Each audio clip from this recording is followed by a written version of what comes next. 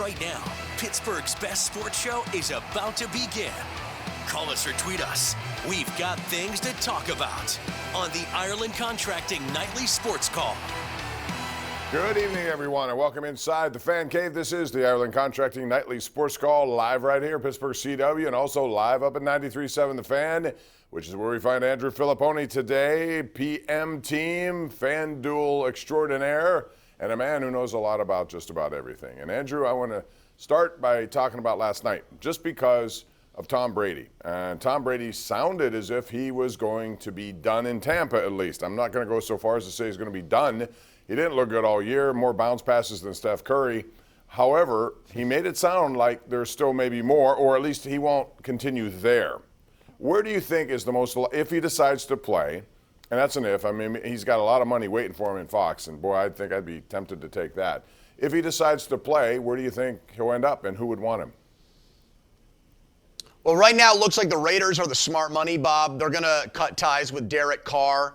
Josh McDaniels is the offensive coordinator there.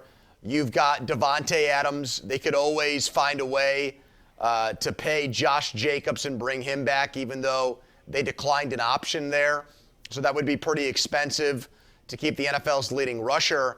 But I'm with you. The bounce pass line is exactly right. Tom Brady did not look like a great quarterback anymore this year. And a lot of excuses got made for him. The offensive coordinator, the offensive line. I saw a guy that outside of a 2-minute drill or no-huddle offense looked very similar to Ben Roethlisberger in Pittsburgh last year. And most of the national football media said, Ben, hang him up, don't play anymore. So I would be consistent and say the same things about Brady. Can he still play? Yeah. But can he still win Super Bowls? I don't think so.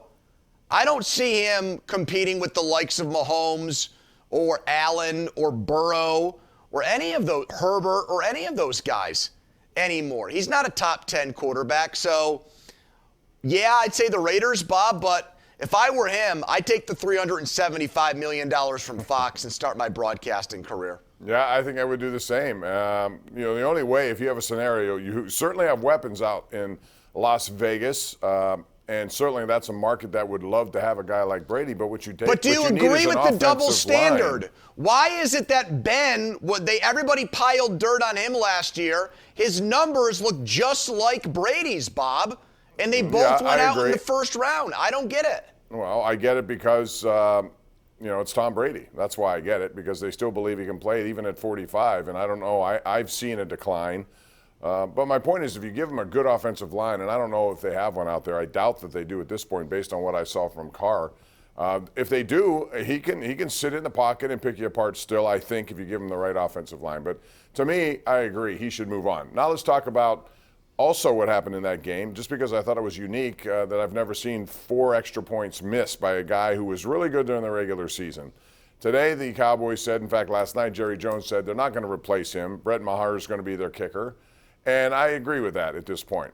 I know there are options out there. Matthew Wright's name came up, but, I mean, Andrew, what do you do in this situation other than try to get him confident all week long and get back to where he was in the regular season?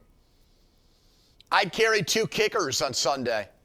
You've got a 45-man game day roster. I'd almost treat it like you had a guy get injured early in the game and you're playing a man short and save that roster spot for a backup kicker. I'd have Matthew Wright as Maher's backup. I might even have Matthew Wright there just to kick the extra points and have Maher try the longer kicks. I'm going into San Francisco. I can't afford to lose this game if I'm Dallas because of a kicker.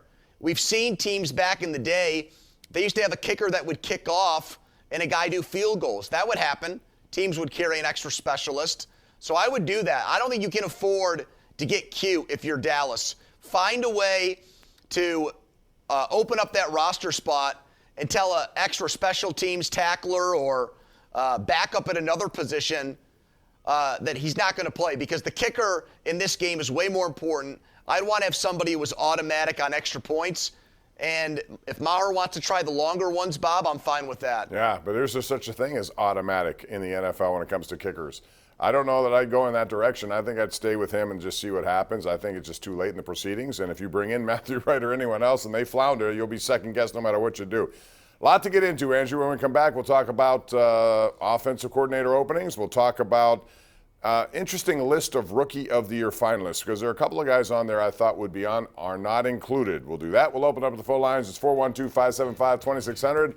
Right here live, Pittsburgh CW and Sports Radio 93.7 Fan. Back in a minute.